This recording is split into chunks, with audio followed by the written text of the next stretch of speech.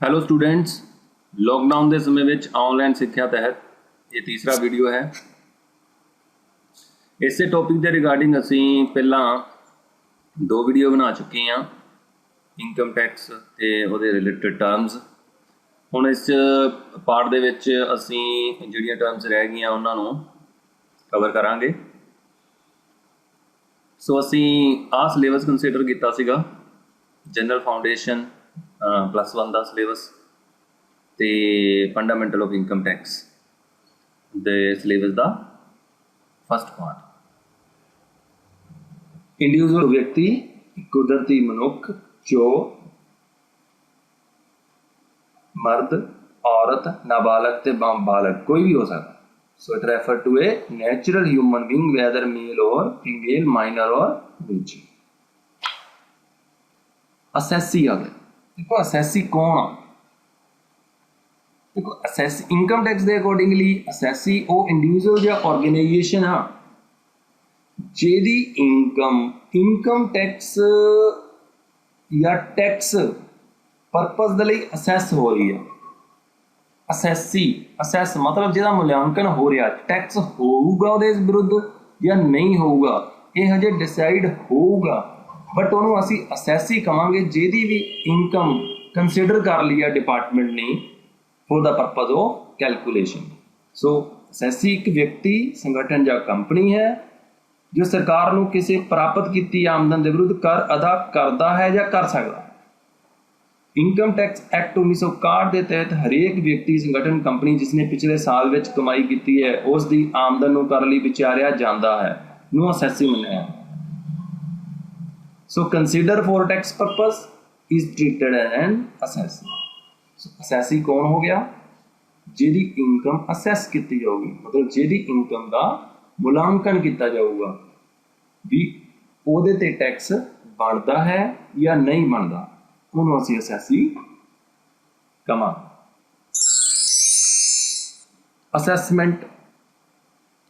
Assessment word ਆਪਾਂ ਪਹਿਲਾਂ ਵੀ use ਕਰ ਲਿਆ। ਅਸੈਸੀ ਮੀਨਿੰਗ ਮੁਲਾਂਕਣ।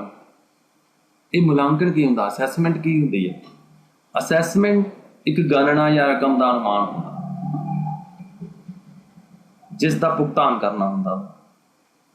ਸਿੰਪਲ, ਜਦੋਂ ਸਿੰਪਲ ਅਸੈਸਮੈਂਟ ਦੀ ਗੱਲ ਹੁੰਦੀ ਵੀ ਅਸੀਂ ਅਨੁਮਾਨ ਲਗਾਉਣਾ ਵਾ, ਅਸੈਸ ਕਰਨਾ ਵਾ ਵੀ ਕਿੰਨੀ ਰਕਮ ਬਣਦੀ ਆ। ਸੋ ਟੈਕਸ ਦੇ ਵਿੱਚ, ਟੈਕਸ ਲਗਾਉਣ ਵਿੱਚ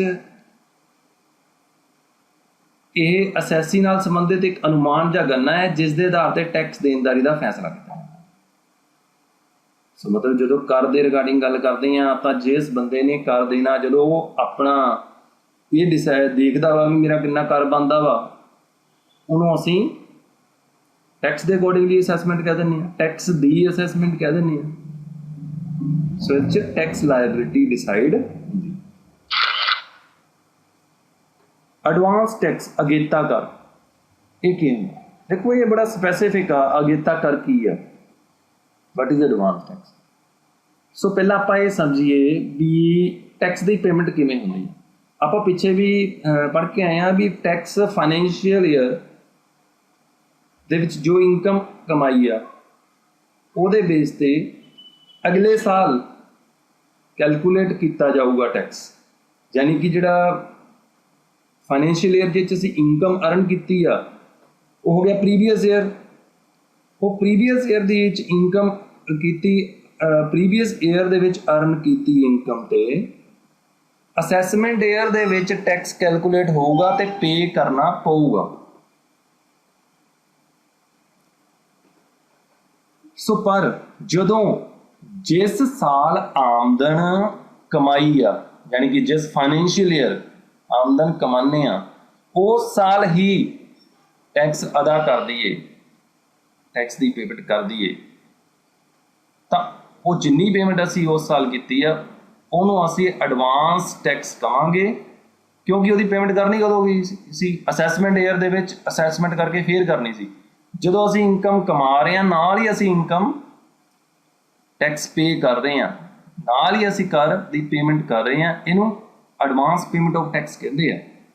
ਸੋ ਇੱਕ ਅਸੈਸੀ ਦੁਆਰਾ ਚਾਲੂ ਵਿੱਤੀ ਸਾਲ ਵਿੱਚ ਕਮਾਈ ਆਮਦਨ ਤੇ ਚਾਲੂ ਵਿੱਤੀ ਸਾਲ ਵਿੱਚ ਹੀ ਕਰ ਦਾ ਭੁਗਤਾਨ ਕਰਨ ਨੂੰ ਕਰ ਦਾ ਅਗੇਤਾ ਭੁਗਤਾਨ ਕਿਹਾ ਜਾਂਦਾ ਹੈ। ਸੋ ਆਮ ਤੌਰ ਤੇ ਅਸੈਸੀ ਨੇ ਚਾਲੂ ਵਿੱਤੀ ਸਾਲ ਵਿੱਚ ਕਮਾਈ ਆਮਦਨ ਤੇ ਆਉਣ ਵਾਲੇ ਵਿੱਤੀ ਸਾਲ ਵਿੱਚ ਕਰ ਦਾ ਭੁਗਤਾਨ ਕਰਨਾ ਹੁੰਦਾ ਹੈ। ਫਿਰ ਕੁਐਸਚਨ ਆਉਂਦਾ ਵਾ ਹੁਣ ਵੀ ਇਹ ਫਿਰ ਐਡਵਾਂਸ ਪੇਮੈਂਟ ਬੰਦਾ ਕਿਉਂ ਕਰਦਾ ਵਾ, ਜਦ ਕਰਨੀ ਤਾਂ ਅਗਲੇ ਸਾਲ ਆ। ਫਿਰ ਅਸੀਂ ਹੁਣੀ ਜਦੋਂ ਜਿਸ ਸਾਲ ਕਮਾ ਰਹੇ ਹਾਂ, ਮੰਨ ਲਓ ਅਸੀਂ 19-20 ਦੇ ਵਿੱਚ ਇਨਕਮ ਕਮਾ ਰਹੇ ਹਾਂ 2019-20 ਦੇ ਵਿੱਚ, ਤੇ 19-20 ਦੇ ਵਿੱਚ ਹੀ ਟੈਕਸ ਕਿਉਂ ਦੇਵਾਂਗੇ ਜੇ ਅਸੀਂ ਦੇਣਾ ਤਾਂ 20-21 ਚ? ਕਿਉਂਕਿ ਇੱਥੇ ਨਾ ਕਾਨੂੰਨ ਦੀਆਂ ਪ੍ਰੋਵੀਜ਼ਨ ਆ, ਟੈਕਸ ਪ੍ਰੋਵੀਜ਼ਨਸ ਆ, ਇਨਕਮ ਟੈਕਸ ਦੀਆਂ ਪ੍ਰੋਵੀਜ਼ਨ ਆ ਵੀ ਜੇ ਕਿਸੇ ਵਿਅਕਤੀ ਦੀ ਚਾਲੂ ਵਿੱਤੀ ਸਾਲ ਦੀ ਆਮਦਨ ਤੇ ਬਣਦਾ ਕਰ 10,000 ਰੁਪਏ ਤੋਂ ਵੱਧ ਹੋਵੇ ਤਾਂ ਉਸ ਅਸੈਸੀ ਨੂੰ ਚਾਲੂ ਸਾਲ ਵਿੱਚ ਹੀ ਕਿਸ਼ਤਾਂ ਵਿੱਚ ਕਰ ਦਾ ਭੁਗਤਾਨ ਕਰਨਾ ਪੈਂਦਾ ਵਾ। ਯਾਨੀ ਇਨਕਮ ਦੇਖੂਗਾ, ਇਨਕਮ ਤੇ ਉਹ ਅਸੈਸਮੈਂਟ ਕਰਕੇ ਦੇਖੂਗਾ, ਜਦੋਂ ਇਨਕਮ ਤੇ ਅਸੈਸਮੈਂਟ ਕਰੂਗਾ ਉਹਦੀ ਇਨਕਮ ਤੇ ਟੈਕਸ ਜਦੋਂ ਵੀ 10,000 ਤੋਂ ਵੱਧ ਗਿਆ ਫਿਰ ਉਹਨੂੰ ਥੋੜਾ ਥੋੜਾ ਕਰਕੇ ਟੈਕਸ ਜਮ੍ਹਾਂ ਕਰਵਾਉਣਾ ਪਊਗਾ, ਜਿਹਨੂੰ ਅਸੀਂ ਇੰਸਟਾਲਮੈਂਟ 'ਚ ਕਹਿ ਦਿੰਦੇ ਹਾਂ। ਕੁਆਟਰਲੀ ਹੁੰਦਾ, ਯਾਨੀ ਕਿ ਇਹ 3 ਕੁ ਮਹੀਨੇ ਬਾਅਦ ਅਸੀਂ ਅਸੈਸ ਕਰਦੇ ਹਾਂ ਤੇ ਉਹਦੇ ਅਕੋਰਡਿੰਗਲੀ ਟੈਕਸ ਜਮ੍ਹਾਂ ਕਰਵਾਉਂਦੇ ਹਾਂ।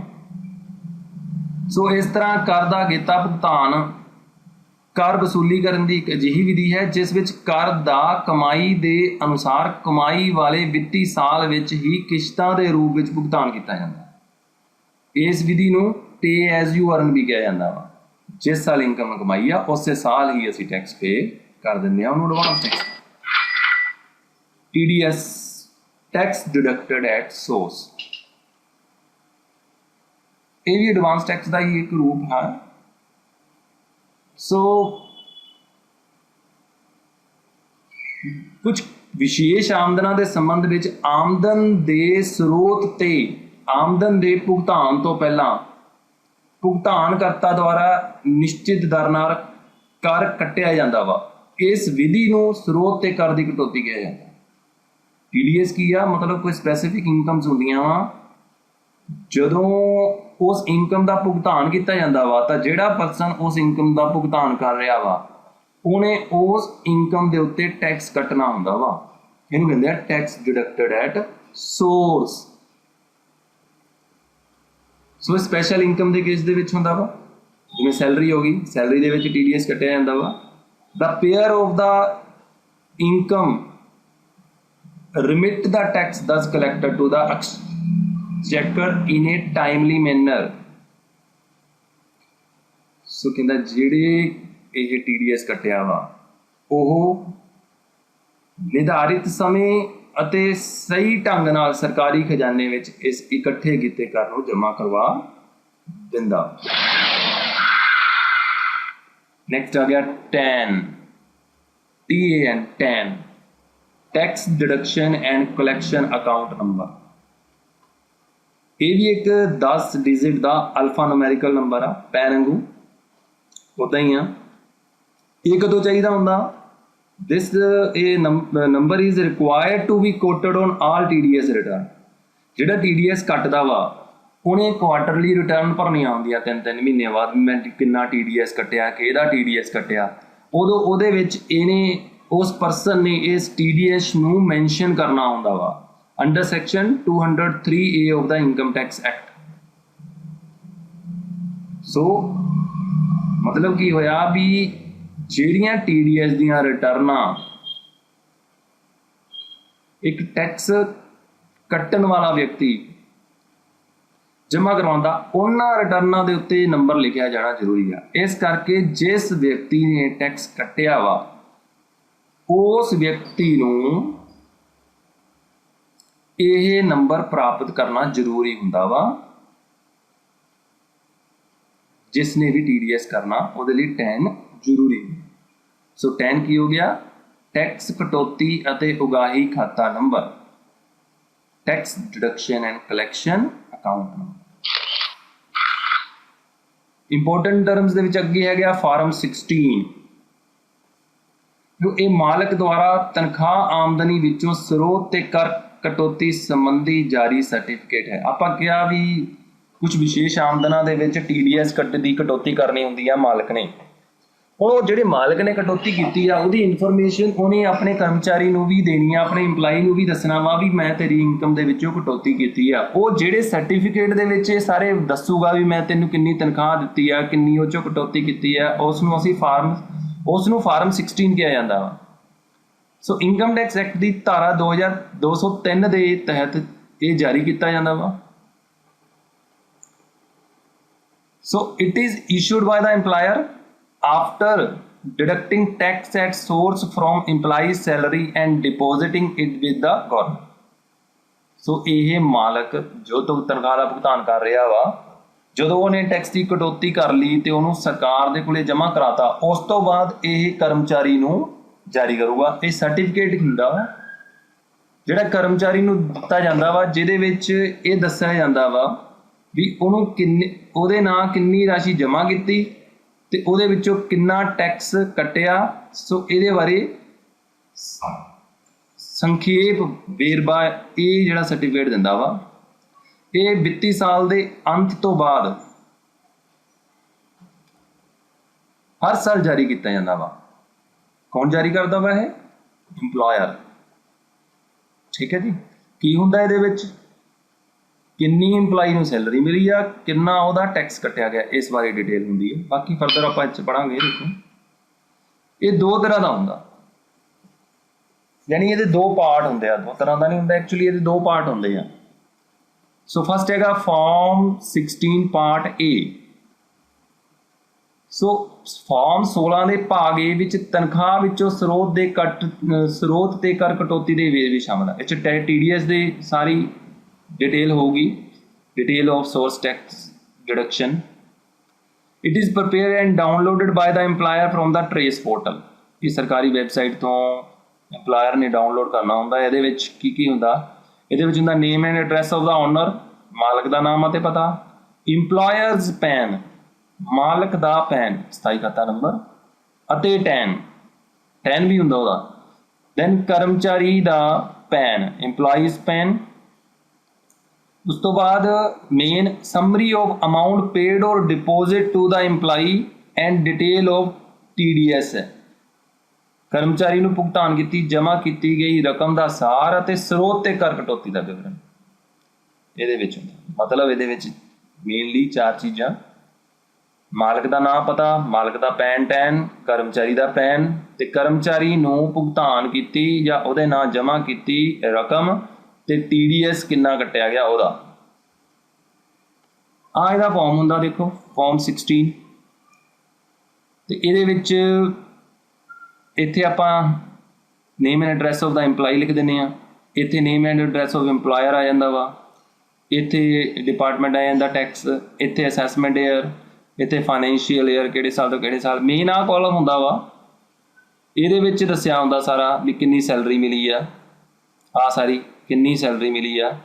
ਇੱਥੇ ਰਿਸੀਪਟ ਨੰਬਰ ਹੁੰਦੇ ਉਹਦੇ, ਤੇ ਉਹਦੇ ਵਿੱਚੋਂ ਕਿੰਨਾ ਟੈਕਸ ਕੱਟਿਆ ਗਿਆ ਵਾ ਤੇ ਕਿੰਨਾ ਟੈਕਸ ਅੱਗੇ ਜਮ੍ਹਾਂ ਕਰਾ ਦਿੱਤਾ ਗਿਆ। ਠੀਕ ਹੈ ਜੀ। ਤੇ ਉਸ ਤੋਂ ਬਾਅਦ ਇਹਦੇ ਵਿੱਚ ਲਿਖਿਆ ਹੁੰਦਾ ਡਿਟੇਲ ਹੁੰਦੀ ਹੈ ਸਾਰੀ। ਕੁਆਟਰਲੀ ਰਿਟਰਨਾਂ ਦਾ ਹੁੰਦਾ ਸਾਰਾ ਡਿਸਕ੍ਰਿਪਸ਼ਨਸ। ਸੋ ਇਸ ਤਰ੍ਹਾਂ ਇਹ ਸਾਰਾ ਫਾਰਮ ਹੁੰਦਾ। ਥੱਲੇ ਤਾਂ ਬਸ ਵੈਰੀਫਿਕੇਸ਼ਨਸ ਹੁੰਦੀ ਹੈ, ਜਿਹਨੇ ਟੈਕਸ ਕੀਤਾ ਉਹਦੇ ਸਾਈਨ ਵਗੈਰਾ ਹੁੰਦੇ ਆ। ਸੋ ਇਹ ਸੀਗਾ ਫਾਰਮ 16 ਦਾ ਪਾਰਟ A। ਦੈਨ ਆ ਗਿਆ part B of form 16। Part B of form 16 ਆ, ਇਹ ਪਾਰਟ A ਦਾ ਹੀ ਅਨੈਕਸਚਰ ਆ। ਮਤਲਬ ਪਾਰਟ A ਦੇ ਨਾਲ ਹੀ ਹੁੰਦਾ ਇਹ। ਪਹਿਲਾਂ ਤਾਂ ਜਿਹੜਾ ਇੰਪਲਾਇਰ ਸੀਗਾ ਉਹਨੇ ਉਹ ਟਰੇਸ ਤੋਂ ਡਾਊਨਲੋਡ ਕੀਤਾ ਸੀਗਾ, ਯਾਨੀ ਵੈਬ ਪੋਰਟਲ ਤੋਂ ਡਾਊਨਲੋਡ ਕੀਤਾ ਸੀ ਬਣਿਆ ਬਣਾਇਆ ਫਾਰਮ, ਉਹ ਵੀ ਉਹਨੇ ਇਸ਼ੂ ਕਰਨਾ ਹੁੰਦਾ। ਪਰ ਇਹ ਫਾਰਮ ਮਾਲਕ ਨੇ ਖੁਦ ਜਾਰੀ ਕਰਨਾ ਹੁੰਦਾ ਵਾ, ਯਾਨੀ ਕਿ ਇੰਪਲਾਇਰ ਨੇ ਆਪ ਜਾਰੀ ਕਰਨਾ ਹੁੰਦਾ। ਕਿਹਨੂੰ? EMPLOYEE ਨੂੰ। ਫਾਰਮ B ਦੇ ਵਿੱਚ ਕੀ ਹੁੰਦਾ? ਸੈਲਰੀ ਦੀ ਪੂਰੀ ਡਿਟੇਲ ਹੁੰਦੀ ਆ, ਕਿਹੜੇ ਮਹੀਨੇ ਕਿੰਨੀ ਸੈਲਰੀ ਦਿੱਤੀ ਆ ਉਹਦੀ ਸਾਰੀ ਡਿਟੇਲ। ਉਸ ਤੋਂ ਬਾਅਦ allowance to the extent of exemption under section, ਜਿਹੜੇ ਅਲਾਊਂਸ ਐਗਜ਼ੰਪਸ਼ਨ ਆ ਜਿਨ੍ਹਾਂ ਦੇ ਟੈਕਸ ਨਹੀਂ ਲੱਗਣਾ।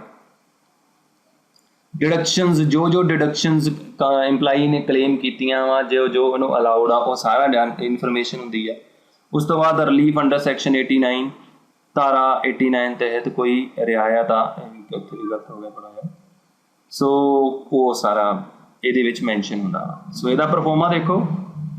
ਪਾਰਟ B ਨੈਕਸਚਰ, ग्रोस सैलरी आ गई, सैलरी ਉਹਦੀ जो भी हैगी आ। उस तो बाद कोई अलाउंस आ एग्जाम्प्टेड अंडर सैक्शन 10 आ गया, फिर टोटल आ गए, फिर डिडक्शंस आ गई अलाउंस दियाँ, फिर ये आ गया। उस तो बाद डिडक्शन अंडर सैक्शन 80s दी आ गई, 80 सैक्शन के अंडर डिडक्शनस, ये सारा करके फिर उस तो बाद आ गया थोड़ा सारी आप टोटल ला लैनी, टोटल इनकम आ जानी है, फिर वो टैक्स कट करूगा, फिर उस तो बाद एजुकेशन सैस इतने हम 4% हो चुका वा, परफॉर्मा थोड़ा पुराना होगा, तो टैक्स पेबल तो रिलीफ अंडर सैक्शन 89, तो फिर उस तो बाद टैक्स पेबल आऊगा। उस तो बाद पर्सन की इनफॉर्मेशन मतलब जिन्नी भी TDS कट्टिया वो सारी इनफॉर्मेशन होगी। ये होंगे 16B, फॉर्म 16B। उस तो बाद income tax return. Income tax return की है? सो इनकम टैक्स रिटर्न तो पहला असं देखते हैं सिंपली टैक्स रिटर्न की है। टैक्स रिटर्न की होंगे, एक फॉर्म होंगे वा, विशेष फॉर्म। विशेष इस करके कहते हैं क्योंकि इनू इनकम टैक्स डिपार्टमेंट इशू करता वा असैसी के नेचर के अकॉर्डिंगली। सो टैक्स रिटर्न एक अजिहा विशेष फॉर्म आ। यह फॉर्म होंदा जिस विच जदों आमदन खर्चियां अते कर निर्धारण संबंधी जरूरी जानकारी शामिल हो जाती है तो यह रिटर्न बन जाती है। एक फॉर्म रिटर्न कदों बनता? जदों विच असैसी उहदे विच अपनी आमदन खर्चियां अते कर निर्धारण संबंधी जरूरी जानकारी शामिल कर दिंदा। इस फार्म नूं कर विभाग विच जमा करवाया जाता है। असीं जमा कित्थे कराना इहनूं भर के? इनकम टैक्स रिटर्न फाइल कित्थे करनी है? टैक्स डिपार्टमेंट कोले। इस दे आधार ते असैसी अपनी कर देनदारी दी गणना अते कर भुगतान करता है। इहदे आधार ते ही वो कैलकुलेट करूगा टैक्स लायबिलिटी ते टैक्स पे करूगा। ये विशेष फार्म का प्रारूप कर विभाग जारी द्वारा किया जाता है। आप पहले दसिया भी विशेष फार्म क्यों है? क्योंकि इन्होंने इनकम टैक्स डिपार्टमेंट जारी करता। अलग अलग तरह के असैसियां लिए अलग अलग फार्म होता है, साइट तो डाउनलोड हो जाते हैं। जब कोई असैसी इस फार्म में अपनी आमदन खर्चियां ते कर निर्धारण नाल संबंधित जानकारी भरता है तो यह इनकम टैक्स रिटर्न कही जाती है। ये टैक्स रिटर्न कही जाती है। देखो टैक्स रिटर्न। फिर इनकम टैक्स रिटर्न कदों बनूगी? इनकम टैक्स रिटर्न प्रत्यक्ष कर की स्थिति विच असैसी द्वारा भरिया विशेष फॉर्म होता है जो वह कर विभाग को जमा करवाता है। जो डायरैक्ट टैक्स के रिगार्डिंग वो अपनी टैक्स रिटर्न भरता वा तो उन्होंने असीं इनकम टैक्स रिटर्न कह दें। So income tax return direct tax के केस होती है। सो टैक्स रिटर्न किसी के केस भी हो सकती है। सो रिटर्न फॉर्म की होंदा वा? ये होंदा जिहड़ा इनकम टैक्स ने स्पैसीफाइड किया वा फॉर्म, जो इनफॉर्मेशन भरती हो रिटर्न बन गई। नैक्सट आ गया सैल्फ असैसमेंट टैक्स, खुद निर्धारण कर। देखो हुण तक अपने इंडिया के सिस्टम आ भी इनकम टैक्स डिपार्टमेंट ये कहता वा भी तुसी अपनी आमदन तुसी खुद कैलकुलेट करो भी जिन्नी आमदन तुहाडी बनदी आ ते तुसी एक डिक्लेरेशन दोगे भी जो मैं आमदन कैलकुलेट की वो सही आ। तो इनकम टैक्स थोड़ी असैसमेंट वो बेस ते ही कर दिंदा वा। जिन्ना तुसीं कहने हो भी मेरा टैक्स बनता उन्होंने एक बार असैप्ट कर लैंदा वा। बाद दे विच जे रैंडमली वो केस चक्के जाते हैं जज जिहदे ते डाउट होवे फिर उन्होंने ना जांच की जाती है, स्क्रूटनी की जाती है। जे गलत होवे तो उहदे अकॉर्डिंगली कार्रवाई होंदी है। सो इस करके जिहड़ा अपने इंडिया दे विच सिस्टम आ वो सिस्टम की है सैल्फ असैसमेंट टैक्स वाले सिस्टम ही है। सो की हुंदा है? सो आमदन कर अधिनियम की प्रोविजन अनुसार हरेक असैसी लिए लाजमी है कि वह आमदन कर दियां प्रोविजन अनुसार अपने आप कर दामदरी ज्ञात करे अते आमदन की विवरणी इनकम टैक्स रिटर्न पंजाबी दे विच समय सिर भरे। आमदन कर अधिनियम असैसी द्वारा दी जानकारी को सही मानता है, पर जे शक होवे तां फिर जांच की जाती है।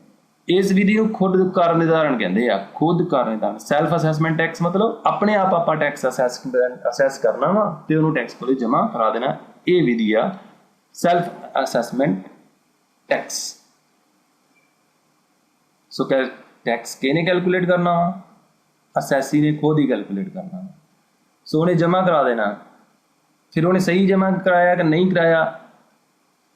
एक बार तो इनकम टैक्स ने डिक्लेरेशन के अकॉर्डिंगली मान लेना है सही आ, बाद रैंडमली केस दिखे जाते हैं तो या किसी पर्टिकुलर केस से कोई डाउट हो जाए फिर वो खुद असैसमेंट करके देखते हैं, वो पेनल्टी वगैरह होती है जो किसी ने गलत इन्फॉर्मेशन दी। नैक्सट आ गया 26AS फॉर्म। फॉर्म 26AS भी कह देंगे यार, 26AS फॉर्म भी कह देंगे। 26AS फॉर्म आ ये ज़्यादा आ गई। ये फार्म कंसोलीडेटेड टैक्स रिटर्न आ, एक कंसोलीडेटेड टैक्स रिटर्न आ या फॉर्म आ, ये एकजुट कर विवरण है। ये एकजुट कर विवरण का मतलब की है, एक असैसी दी जिथे जिथे भी जो टैक्स पे किया वा वो सारा एक जगह के उत्ते लिखिया हुंदा वा इस फॉर्म दे विच। ये form department the tax department की वैबसाइट तो डाउनलोड किया जाता वा, ते कोई भी असैसी इनू डाउनलोड कर सकता वा अपना पैन नंबर यूज करके। सो ये की हुंदा वा भी करदाता ने अपनी आमदनी ते जो कर का भुगतान किया है ਜਾਂ ਉਹਨਾਂ ਦੀ ਆਮਦਨ ਵਿੱਚੋਂ ਜੋ ਕਰ ਦੀ ਕਟੌਤੀ ਕੀਤੀ ਗਈ ਹੈ ਉਹ ਸਾਰਾ ਵਿਵਰਣ ਇਸ ਫਾਰਮ 'ਚ ਹੁੰਦਾ। So all detail of tax deducted from the income are in this form. ਇਹ ਸਾਰੇ ਫਾਰਮ ਦੇ ਵਿੱਚ ਇਹਨੂੰ ਪ੍ਰਪੇਅਰ ਕੌਣ ਕਰਦਾ? ਡਿਪਾਰਟਮੈਂਟ ਆਟੋਮੈਟਿਕਲੀ ਇਹਨੂੰ ਪ੍ਰਪੇਅਰ ਕਰਦਾ ਸੌਫਟਵੇਅਰ ਦੀ ਹੈਲਪ ਦੇ ਨਾਲ। ਕਿਸੇ ਵੀ ਇੰਪਲਾਈਜ਼ ਕਰਮਚਾਰੀ ਜਾਂ ਕੋਈ ਵੀ ਅਸੈਸੀ ਜਿਹਨੇ ਚੈੱਕ ਕਰਨਾ ਹੋਵੇ ਮੇਰਾ ਕਿੰਨਾ ਟੈਕਸ ਡਿਡਕਟਡ वो जमा होया कि नहीं होया, वो 26 AS फॉर्म नाल ओदा मिलान कर सकदा।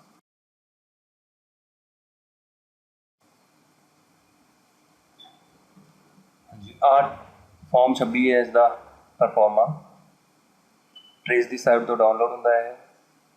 सो इत्थे आपां इनफॉर्मेशन देनी है असैसी बारे। सो फाइनैंशियल ईयर लिख देना, असैसमेंट ईयर, उस तो बाद ये सारी डिटेल आ जाऊगी कि जिन्हें टैक्स कटिया वा टैन नंबर आ जाऊगा वह। सो इतने डिटेल आ जाऊगी, इसके थले कॉलम बन जाएंगे कि जिन्नी इनकम आ तो जिन्ना जिन्ना टैक्स कटिया गया। सो इस तरह ही जो बैंक वगैरह तो कटिया गया वा वो डिटेल आ जाएगी। सो अलग अलग सो 2-3 फॉर्म हो सकते हैं, 3 form. Usually the form 26 AS document is 3 to 4 pages long. However, it may be longer if the number of TDS or TCS related to the form entries is greater in number. यानी कि ये 3 या 4 form या ज़्यादा भी हो सकते हैं, वो डिपेंड करता है। हाँ जी, ये सी अज का लैक्चर अपना ते सो ये टर्म्स वगैरह सीगियां। सो अपना जो पहला पोर्शन से टैक्स के रिगार्डिंग इंफॉर्मेशन डेफिनेशन वो कंप्लीट हो गया वा।